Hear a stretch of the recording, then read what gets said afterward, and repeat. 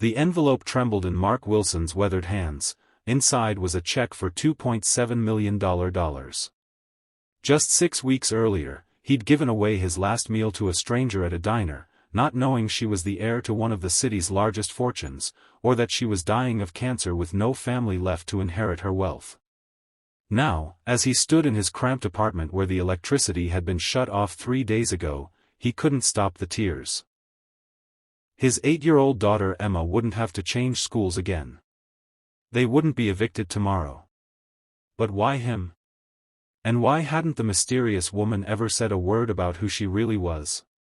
Mark collapsed into his worn armchair, mind racing back to that rainy Tuesday morning. He'd scraped together his last $7.85 for breakfast before a job interview, his fourth that month after being laid off from the construction company. Emma had kissed his cheek before school, whispering, "Today's the day, Daddy. I can feel it." The woman had been sitting alone, counting coins, quietly telling the waitress she'd have to come back another day. Without thinking, Mark had asked the server to give his breakfast to the stranger instead. Their eyes had met briefly, hers filled with a gratitude that seemed disproportionate to the simple gesture, before he'd rushed off to his interview. He'd gotten the job, but at minimum wage, it wasn't enough to save them from eviction. The lawyer's words echoed in his mind, "Ms. Eleanor Prescott observed you for weeks after your encounter. She was determined to find someone with genuine kindness before she passed." Mark's hands shook harder. Weeks? She'd been watching him? The letter mentioned specific details. How he volunteered at the homeless shelter despite barely having enough for himself, how he always saved the best parts of dinner for Emma, how he'd helped an elderly neighbor with groceries every Sunday. Had his entire life been under surveillance? And why hadn't she approached him directly before she died? As Mark tried to process this life-changing development, a sharp knock at the door startled him. Standing there was a stern-faced woman in an expensive suit. Catherine Prescott, Eleanor's estranged sister. "That money was meant for our family foundation," she said coldly. Eleanor wasn't in her right mind toward the end. "I'm contesting the will, and I have the resources to make this very difficult for you." She handed him a court summons before walking away. Mark's momentary joy crumbled. How could he fight one of the wealthiest families in the city? The job he'd just started didn't offer health insurance for Emma's asthma medication. If this dragged out in court, they'd be ruined before seeing a penny.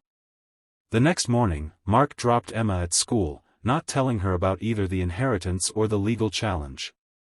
As he turned to leave, Emma's teacher, Claire Bennett, approached him. "Emma mentioned you might not be able to attend the parent-teacher conference tomorrow because of work," she said. Mark had always found Claire's warm smile comforting during the hardest months of single parenthood.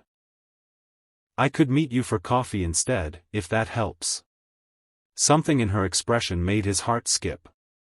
For the first time in years, he felt a flicker of something beyond survival mode.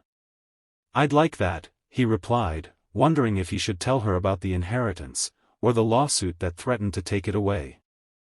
At the coffee shop, Claire listened intently as Mark finally shared everything. "I have a confession," she said when he finished. "I knew Eleanor Prescott." Mark froze.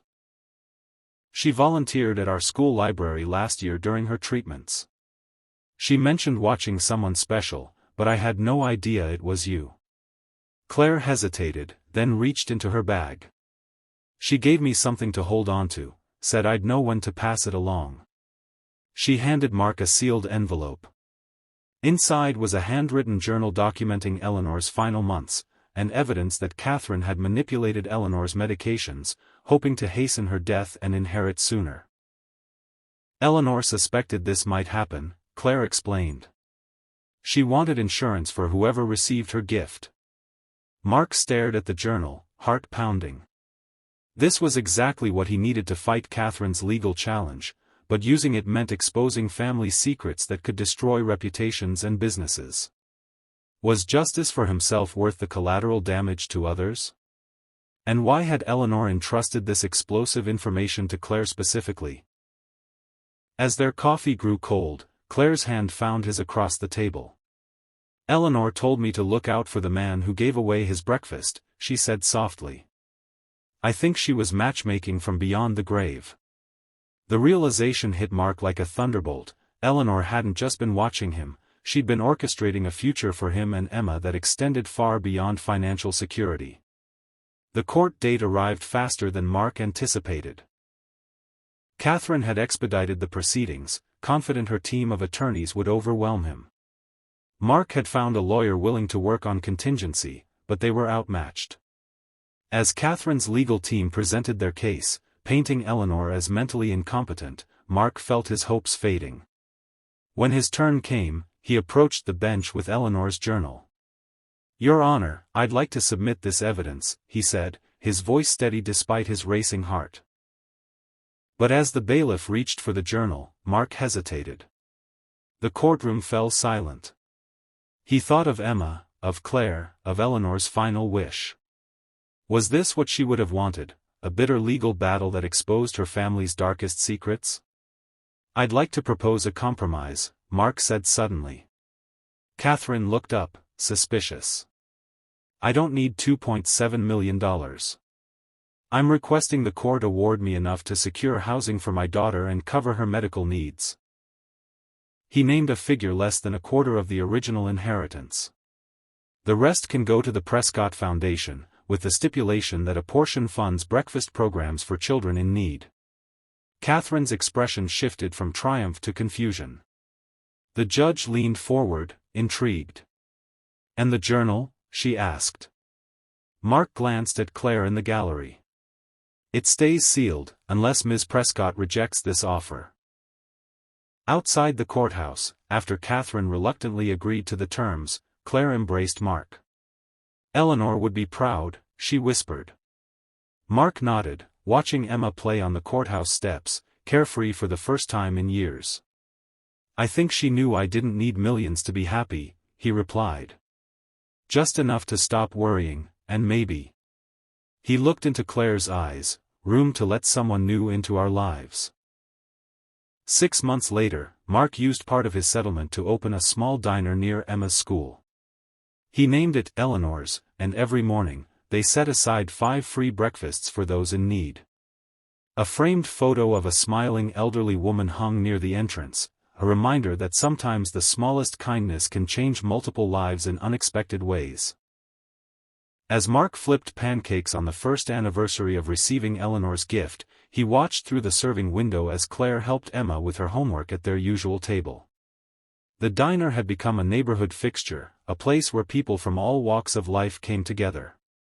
Mark had started a tradition of asking customers to pay it forward when they could, allowing him to provide far more than the original 5 free meals each day. The local news had recently featured their story, bringing in visitors from across the city. "You know," Claire said that evening as they closed up, "Eleanor once told me that true wealth isn't measured in bank accounts." She slipped her hand into Mark's. "It's measured in moments like these." As Emma ran ahead to their apartment above the diner, Mark paused to look at Eleanor's photo. "Thank you," he whispered, "for seeing me when I was invisible." If you've been touched by this story of how a single act of kindness created ripples of change, remember that such moments happen around us every day, often unnoticed, always significant. Sometimes the most important breakfasts are the ones we give away.